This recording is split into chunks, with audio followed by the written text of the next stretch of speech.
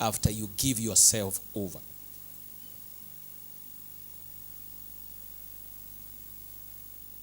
Are you hearing what I'm saying? You can be born again, but reclaiming the lordship is a war. I hope you understand what I'm saying. You can get born again after you have done many things and you have gone many places. You get born again, you say you are coming home to Jesus. But reclaiming the lordship.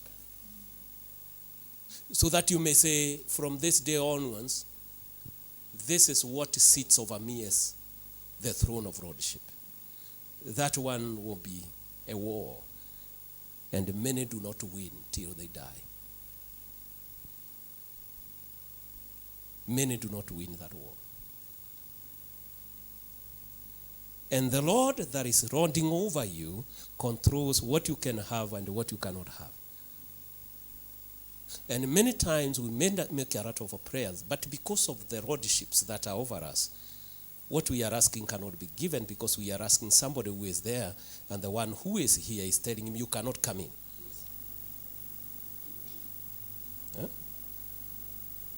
You don't know the devil argues with God concerning where he can go.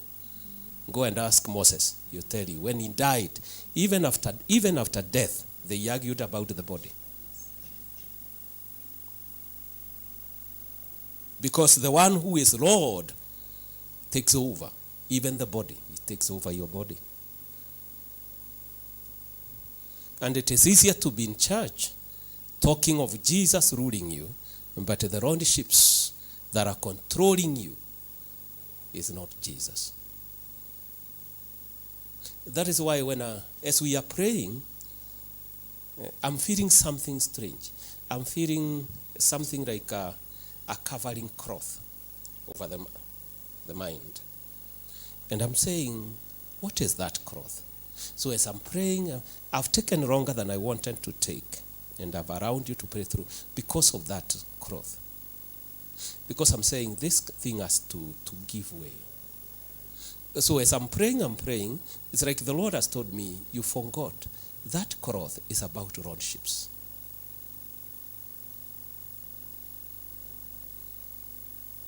It's about who controls the mind, who rules the soul. You can go to heaven when you die, but who controls the mind here? Are you hearing what I'm saying? You can go to heaven when you die, but who controls your mind here? Because the one who controls your mind controls what you can have. And here you are in the field of that lordship. Then I'm saying, Lord, this is interesting. What do I do? Do I tell them to pray one more time?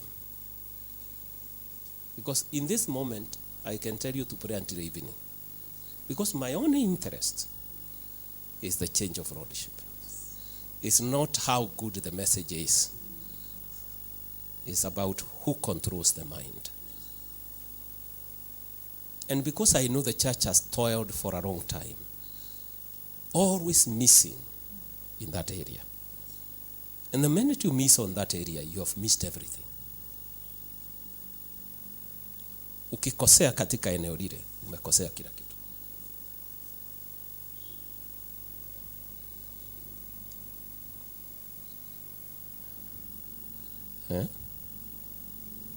Don't you think it is bad ukiwa, for example, unanunua gari yako, unafika kwa barabara, ukiwa unaendesha mtu anakuambia rara, na unarara? Don't you think that is very strange?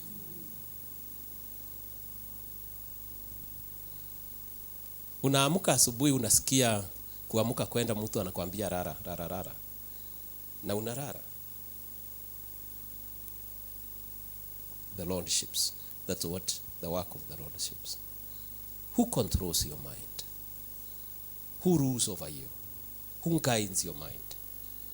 Because whosoever guides your mind has you. That is called colonization. The minute you are colonized here, you've been ruled forever. And some of the people are telling us it is the white that colonized us. That's a lie. It is better to be colonized by a white who is not controlling your mind.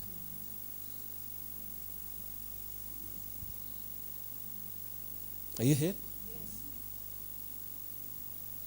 The worst colonization is when your mind is colonized.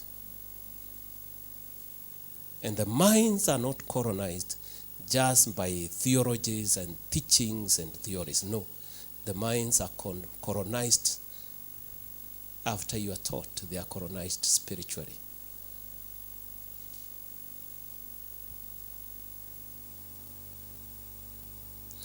The one who can control your mind controls your life.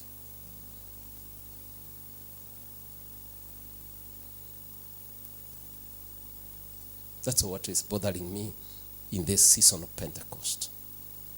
Can I have a door that allows me to have control over my thoughts, over my heart, so that I may be able to do what I have been given to do? Now, let me not tell you to go back and pray. Let me speak. And let me, because I know the moment is moving and moving.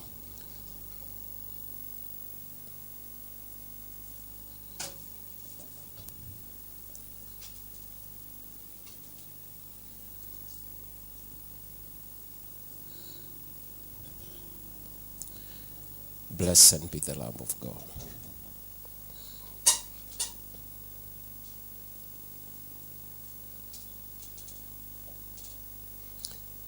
But let me ask a question. How many of you are feeling that cloth? How many can feel that cloth? How many of you are not feeling it? Wale hawaisiki, inua mkono nione. Wale hawaisiki. Kwani basi mume hao wengine wako wapi ama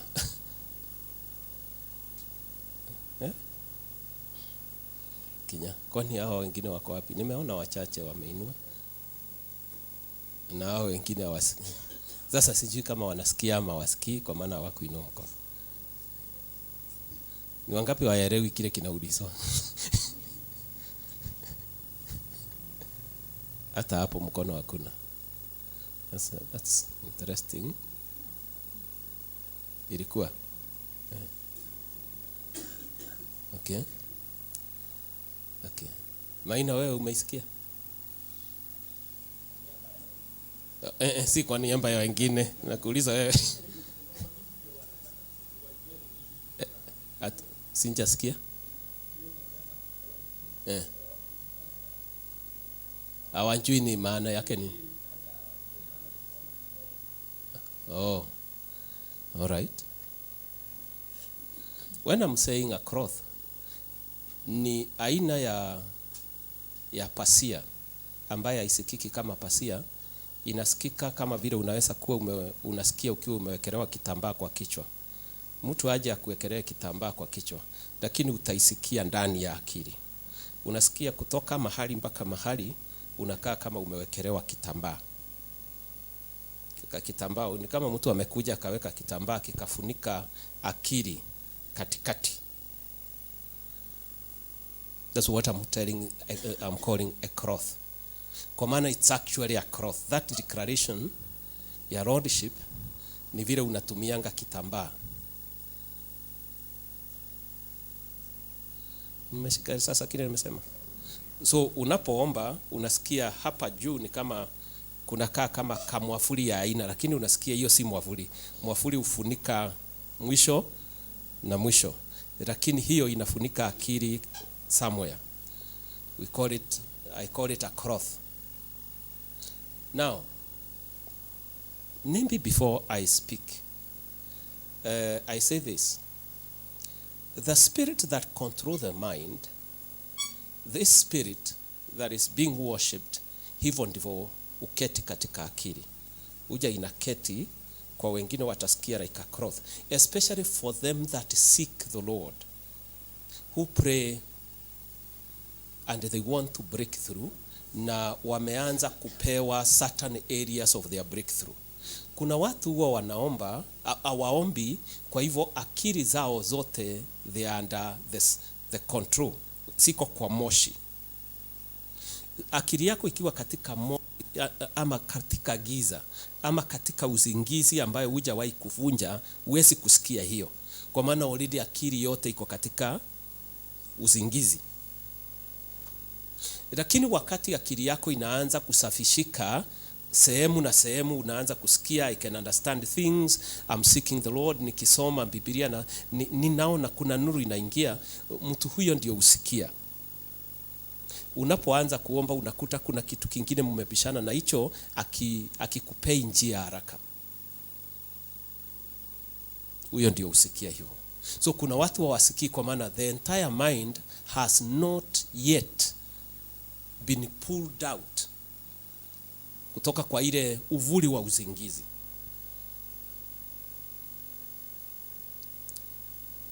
Hiyo ni kuleta shida ingine.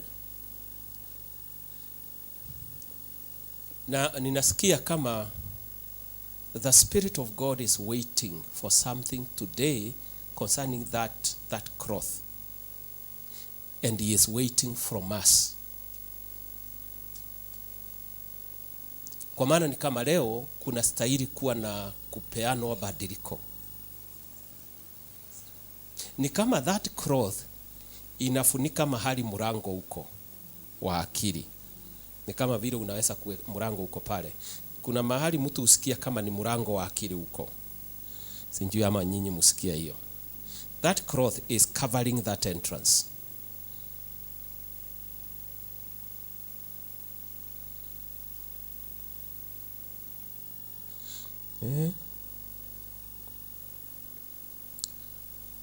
Are you in the house?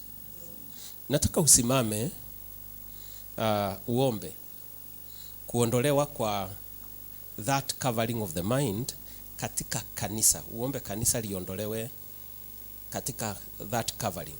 If it is a woman, you pray kanisa liondolewe. Kama ni mwanaume, you pray uongozi wa kanisa uondolewe pasia hiyo. Kuna mara mbili, kuna kanisa na kuna uongozi wa kanisa, uondolewe pasia hiyo, ili Roho wa Mungu achukue usukani akiwa Bwana. Umesikia hiyo? We take just 1 minute to do that. Can you stand on your feet and do that? Stand on your feet. Can you begin to pray straight away? When you stand, begin to pray.